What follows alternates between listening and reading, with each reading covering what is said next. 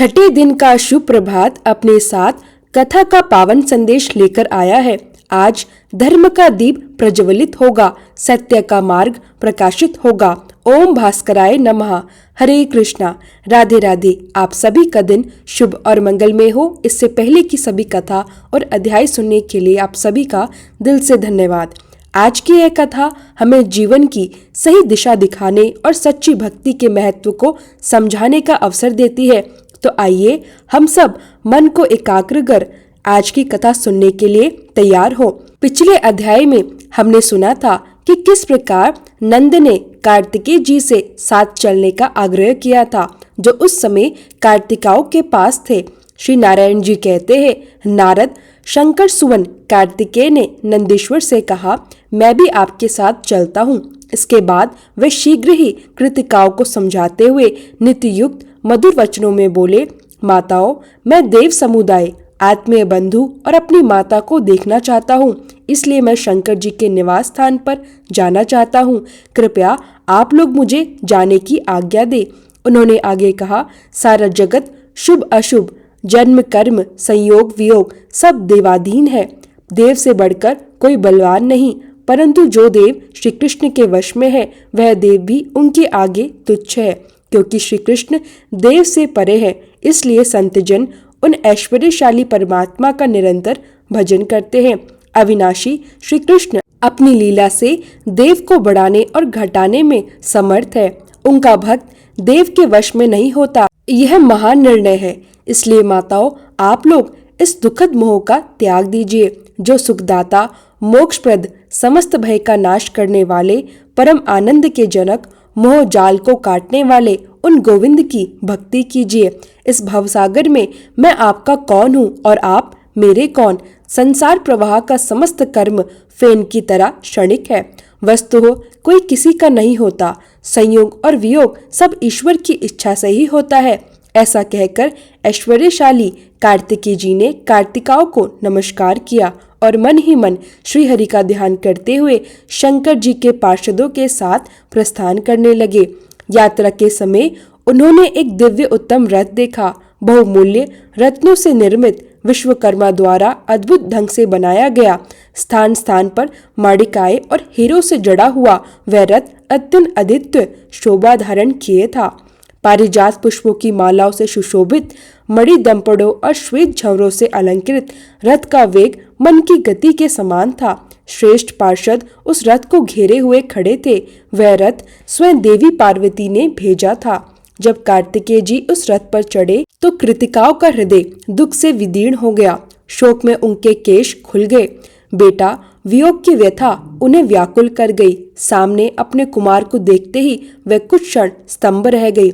फिर भयवश उन्मत्त की भांति कहने लगी, हाय, अब हम क्या करें, कहाँ जाएं? बेटा, हमारे जीवन का एकमात्र आश्रय तो तुम ही हो। तुम हमसे दूर कहाँ जा रहे हो? यह तुम्हारे लिए धर्म संगत नहीं है। हमने बड़े प्रेम से तुम्हें पाला पोसा है। कौन सा पुत्र अपने मातृवर्ग का परित्याग करता है? ऐसा कहकर सभी कृतिकाओं ने कार्तिकेय को सीने से लगा लिया और पुत्र वियोग के दुख में फिर मूर्छित हो गई। उस समय कुमार कार्तिकेय ने आध्यात्मिक वचनों से ही उन्हें संतावना दी और फिर उनके द्वारा भेजे पार्षदों के साथ रथ पर आरूढ़ हो गए। यात्रा काल में उन्होंने अपने सम्मुख शुभ संकेतों को देखा। सांड, गजराज, घोड़ा, अग्निधारा, स्वर्ण कलश, पके हुए फल, पति पुत्र से युक्त स्त्रियां, दीप, मणियां, मोती, पुष्पमालाएं, मछली और चंदन। दाएं भाग में शुभदायिनी वस्तुएं, श्रृंगार, नकुल, कुंभ, कबूतर, चक्रवाक पक्षी, कृष्णसार मृग, सुरभि, शुभ पताकाएं, चारों ओर मृदंग, नगाड़े, शंख, घंटों और हरि कीर्तन की दिव्य ध्वनियां। इन मंगल संकेतों का आनंद लेते हुए कार्तिकेय जी मन के समान वेग वाले रथ से क्षण मात्र में पिता के मंदिर पहुंच गए। कैलाश पहुंचकर कार्तिकेय जी अविनाशी वट वृक्ष के नीचे कृतिकाओं और श्रेष्ठ पार्षदों सहित कुछ देर ठहर गए। उस दिव्य नगर के राजमार्ग अत्यंत मनोहर थे। जहाँ जहाँ दृष्टि जाती वहाँ भूमि पर पद्मा, अग्नि और इंद्रनी लमड़ी की जड़ी हुई आभा झिलमिला रही थी। समूह समूह में केले के खंभे लगाए हुए थे। जिन पर रेशमी सूत में गुथे चंदन के कोमल पल्लवों की बंदवारें लटक रही थी। पूर्ण कुंभों से सुसज्जित वे मार्ग चंदन मिश्रित जल के छिड़काव से और भी पवित्र प्रतीत हो रहे थे। चारों ओर असंख्य रत्न दीपों और मड़ियों से नगर अद्भुत शोभा धारण किए था। हर स्थान उत्सव की उष्मा और मंगल भावना से परिपूर्ण था। हाथों में धूप और पुष्प लिए बंदीजन तथा ब्राह्मण खड़े थे। पति पुत्र सहित साध्वी नारियों की पंक्तियां मार्ग को पवित्र बना रही थी।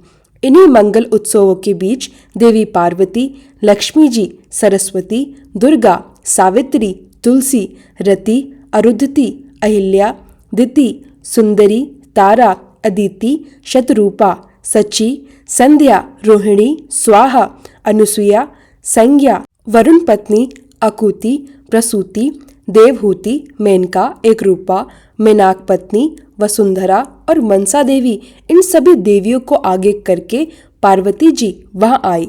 फिर देवगण, मुनि समुदाय, पर्वत, गंधर्व और किन्नर सब आनंद में मग्न होकर कुमार के स्वागत में चले आए। तत्पश्चात महेश्वर विभिन्न बाजों, रुद्रगणों, पार्षदों, भैरव और क्षेत्रपालों के साथ वहां पधारे। शक्तिधर शिवजी पार्वती जी को निकट पाकर हर्ष से गदगद हो उठे। वे तुरंत रथ से उतरकर उनके चरणों में प्रणाम करने लगे। पार्वती जी ने कार्तिकेय को देखकर लक्ष्मी आदि देवियों, मुनि पत्नियों और शिव आदि सभी से प्रेम पूर्वक वार्तालाप किया। उन्होंने कुमार को अपनी गोद में उठा लिया और स्नेह सहित होकर चूमने लगी। फिर शंकर जी, देवगण, पर्वत राजों की पत्नियां, पार्वती जी तथा सभी मुनि सभी ने कार्तिकेय जी को शुभ आशीर्वाद दिया। इसके बाद कुमार गणों के साथ शिव भवन में आए।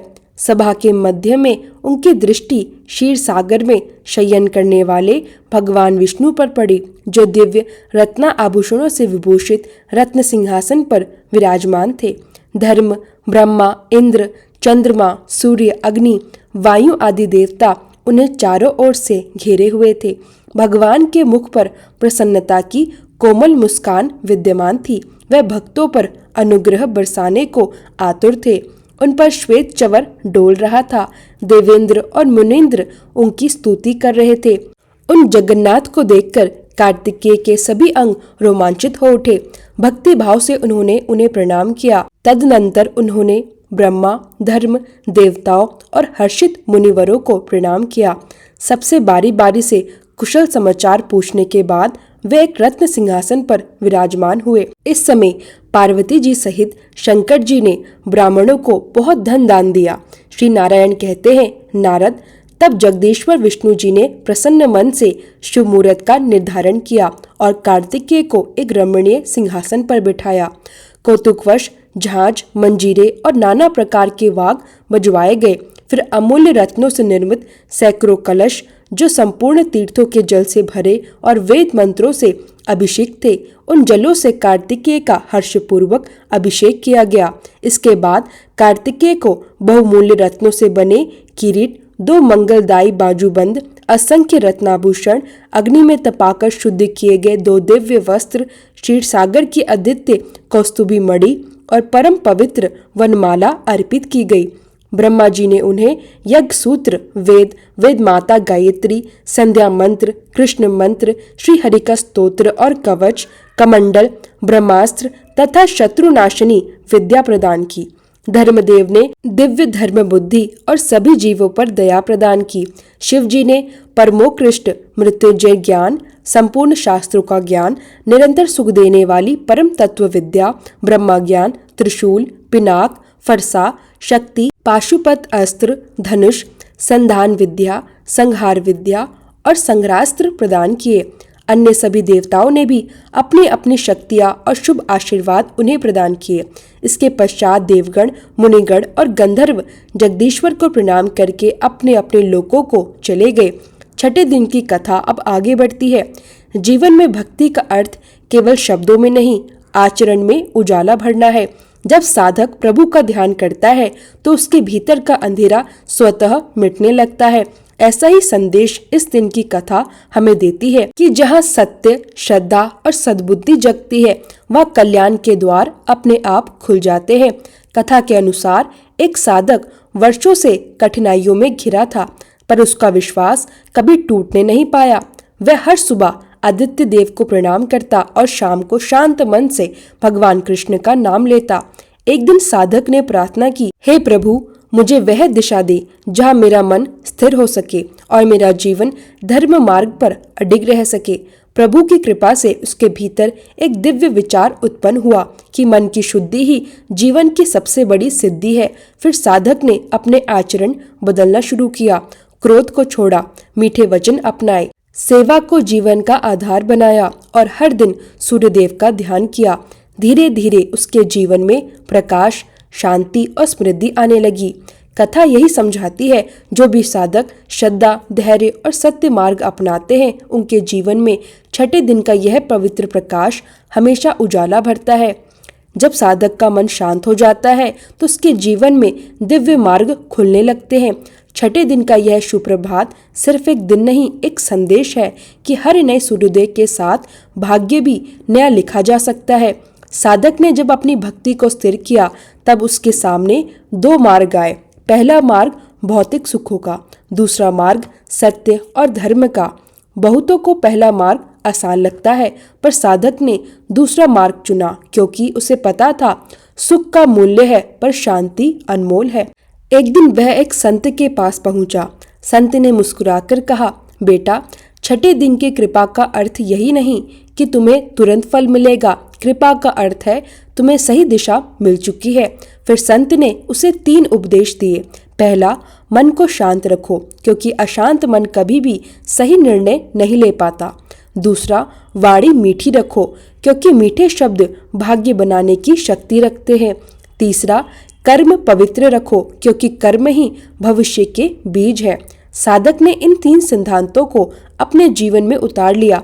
धीरे धीरे उसके घर में सुख बढ़ा, मन में स्थिरता आई और उसके कर्मों में दिव्य चमक दिखाई देने लगी। कथा का सार यही है, छठे दिन का यह पावन प्रकाश सिर्फ बाहर से नहीं, अपने भीतर भी जगाना चाहिए। साधक अब पहले से अधिक स्थिर, शांत और जागृत हो चुका था। उसके भीतर जैसे एक नया प्रकाश उदय हुआ था। वह हर सुबह सूर्यदेव को प्रणाम करता और कहता, हे भास्कर, हे सूर्यदेव, मेरे भीतर का अंधेरा दूर करो और सत्य के मार्ग पर मुझे दृढ़ रखो। समय बीतता गया और एक दिन साधक ने अनुभव किया कि उसके भीतर की शक्ति पहले से कई अधिक बढ़ गई है। वह न क्रोध करता, न किसी से कठोर वचन बोलता और न किसी का अपमान होने देता।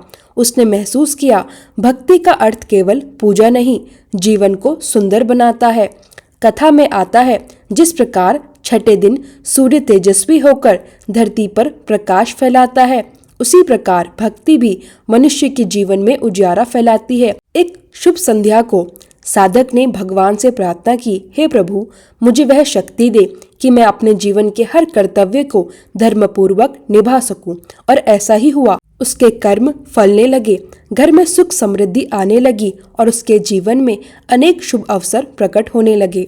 कथा यही बताती है, जब मनुष्य सत्य, धर्म, श्रम और भक्ति इन 4 स्तंभों पर चलता है तो छठे दिन का यह पावन प्रकाश उसके जीवन को पूर्ण रूप से बदल देता है। जब साधक ने अपने जीवन में सद्बुद्धि, सत्य और शांत मन को स्थान दिया तो उसके आसपास का वातावरण भी बदलने लगा। पहले जहां घर में कलेश था, अब वहां शांति और सौहार्द बसने लगा। एक दिन साधक अपने गुरु के पास पहुंचा और बोला, गुरुदेव, मैंने अपने जीवन में परिवर्तन महसूस किया है, पर यह कृपा कहाँ से आई? गुरु मुस्कुराए और बोले, बेटा, जब मनुष्य अपने भीतर का अंधेरा हटाता है तो दिव्यता अपने आप उतरती है। छठे दिन की कथा का यही संदेश है, प्रकाश बाहर नहीं, प्रकाश भीतर जलाना होता है। गुरु ने आगे कहा, याद रखना ये 3 बात, कर्म बिना फल की इच्छा के करो, भक्ति बिना दिखावे के करो, प्रेम बिना स्वार्थ के करो। इन 3 गुणों वाला मनुष्य कभी अधर्म के मार्ग पर नहीं भटकता। साधक ने इन वचनों को अपने हृदय में उतार लिया। समय के साथ उसके जीवन में और भी शुभ संकेत दिखाई देने लगे, जैसे व्यापार में प्रगति, घर में आनंद, मन में दृढ़ता और मार्ग में सफलता। लेकिन साधक घमंड से दूर रहा क्योंकि उसे पता था सफलता का सबसे बड़ा शत्रु अहंकार है। कथा हमें यही सीख देती है, जो मनुष्य विनम्र रहकर भक्ति करता है उसके जीवन में छठे दिन की यह दिव्य कृपा सदैव बनी रहती है। साधक का जीवन अब पहले जैसा नहीं रहा। जहाँ पहले भ्रम था अब वहाँ स्पष्टता थी, जहाँ पहले दुख था अब वहाँ सौम्यता और संतोष था। एक दिन प्रातःकाल जब सूरज की किरणें आंगन में पड़ी, साधक ध्यान में बैठा। उसने महसूस किया कि आज भीतर एक बहुत गहरा और शांत प्रकाश जाग रहा है। तभी उसे अपने गुरु के वचन याद आए, जिस दिन मन का द्वार खुलता है वही दिन असली छठे दिन की प्राप्ति है। धीरे धीरे साधक का ध्यान गहराता गया। उसे लगा जैसे प्रभु स्वयं कह रहे हो, तुम्हारा जीवन बदलने का कारण बाहर नहीं, तुम्हारे संकल्प में था। जब मनुष्य बदलने का निश्चय कर लेता है तो पूरी सृष्टि उसके पक्ष में खड़ी हो जाती है। इस अनुभूति के साथ साधक के भीतर कृतज्ञता, प्रेम और धैर्य की भावना उमड़ पड़ी। कथा बताती है, सच्ची साधना यह नहीं है कि आप कितने मंत्र पढ़ते हैं, सच्ची साधना यह है कि आपका हृदय कितना निर्मल होता जा रहा है। छठे दिन की यह शक्ति, यह शरीर से अधिक मन और आत्मा को उजियारा देती है। साधक ने संकल्प लिया, अब मैं हर दिन को धर्म, सत्य, करुणा और विनम्रता के साथ जीऊंगा। और उसी दिन से उसका जीवन वास्तव में कथा से वरदान बन गया। साधक अब पूरी तरह बदल चुका था। उसका व्यवहार, उसके विचार, यहाँ तक कि उसका जीवन दृष्टिकोण भी अब दिव्यता से भरा हुआ था। एक दिन जब वह मंदिर पहुंचा तो पुजारी ने मुस्कुराते हुए कहा, बेटा आज तुम बहुत खुश दिख रहे हो, क्या कारण है? साधक ने शांत स्वर में उत्तर दिया, गुरु के वचनों ने मुझे असली भक्ति का मार्ग दिखाया है। अब मैं समझ चुका हूँ कि प्रकाश कहीं बाहर नहीं, वह हमारे भीतर ही था, बस मैंने उसे पहचानने में बहुत देर कर दी। पुजारी ने कहा, यही तो छठे दिन का रहस्य है। यह दिन बताता है कि जब साधक मन की मलिनता त्याग देता है तो उसके जीवन में सूर्य की कृपा स्वतः उतर आती है। फिर साधक मंदिर के बाहर बैठकर बालकों को प्रसाद बांटने लगा। उसके चेहरे पर अद्भुत शांति थी। लोग उसके पास आने लगे, कोई सलाह देने, कोई आशीर्वाद पाने, कोई बस उसकी शांति को महसूस करने। कथा यहाँ अपना अंतिम संदेश देती है, सच्चा साधक वही है जो अपनी रोशनी सिर्फ खुद तक नहीं रखता बल्कि दूसरों के जीवन में भी उजियारा बांटता है। साधक की यही निश्चलता उसके जीवन का सबसे बड़ा वरदान बन गई। कहानी के अंत में कहा गया है, जो छठे दिन श्रद्धा से कथा सुनता है, धर्म से चलता है और विनम्रता से जीता है, उसके जीवन में सूर्यदेव का प्रकाश सदैव बना रहता है। अब सुनिए सूर्यदेव की चालीसा। श्री रवि हरत हो घोर तम, अगिर्त किरण पसारी, वंदन करूँ तब चरणन में, अर्घ देऊं जलधारी। सकल सृष्टि के स्वामी हो, सचराचर के नाथ, निस्तिन होत तुमसे ही, होवत संध्या प्रभात। जय भगवान सूर्य तमहारी, जय खगेश दिनकर शुभकारी। तुम हो सृष्टि के नेत्र स्वरूपा, त्रिगुणधारी त्रिवेद स्वरूपा। तुम ही कर्ता पालक संहारक, भुवन चतुर्दश के संचालक। सुंदर बदन चतुर्भुजधारी, ऋषिम रथी तुम गगन विहारी। चक्र शंख अरुश्वेत कमलधर, वर मुद्रा सोहित चोटेकर। शीश मुकुट कुंडल गलमाला, चारु तिलक तब भाल विशाला। सप्त अश्वरथ अतिग्रत गामी, करुण साथी गति अविरामी।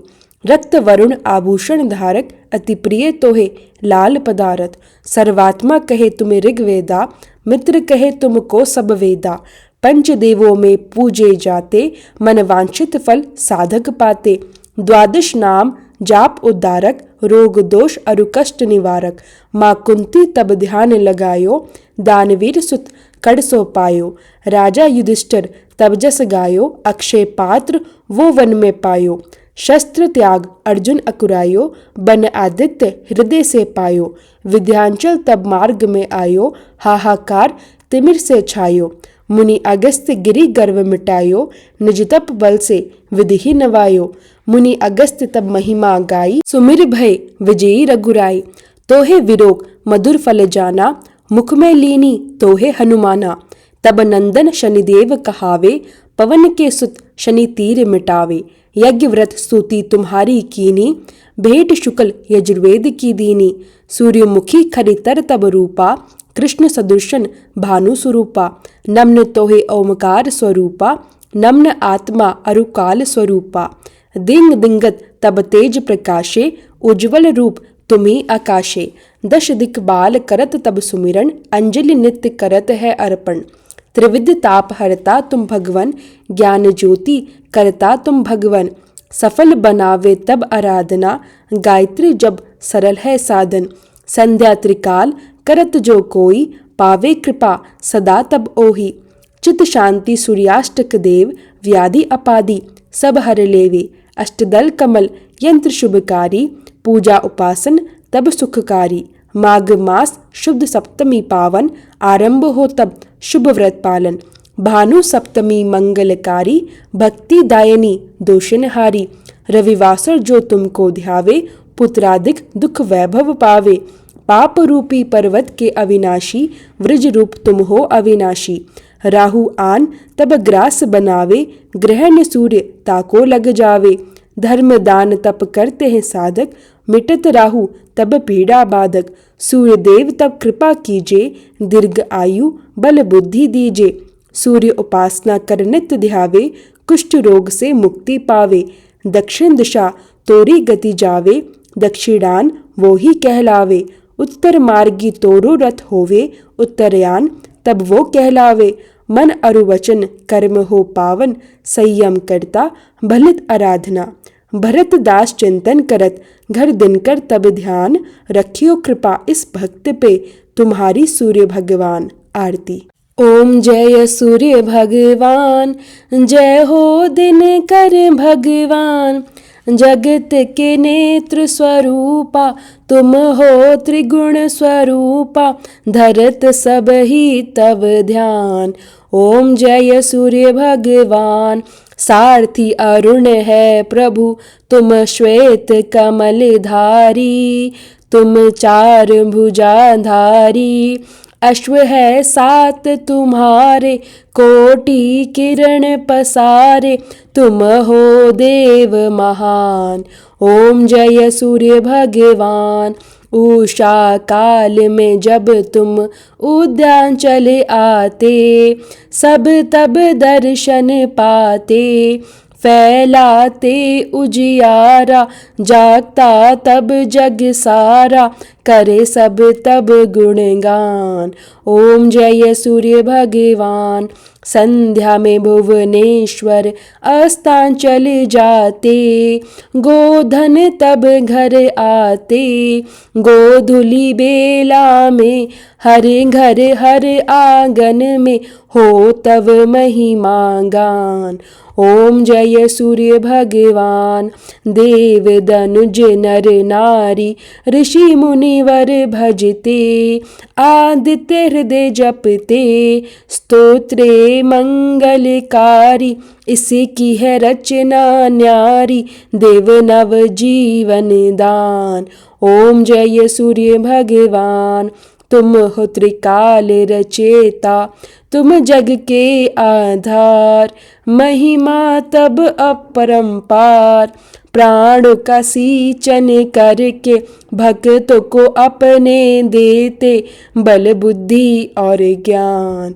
ओम जय सूर्य भगवान। भूचर जलचर खेचर, सबके हो प्राण तुम्ही।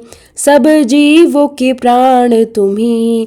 वेद पुराण बखाने, धर्म सभी तुम्हें माने। तुम ही सर्वशक्तिमान। ओम जय सूर्य भगवान।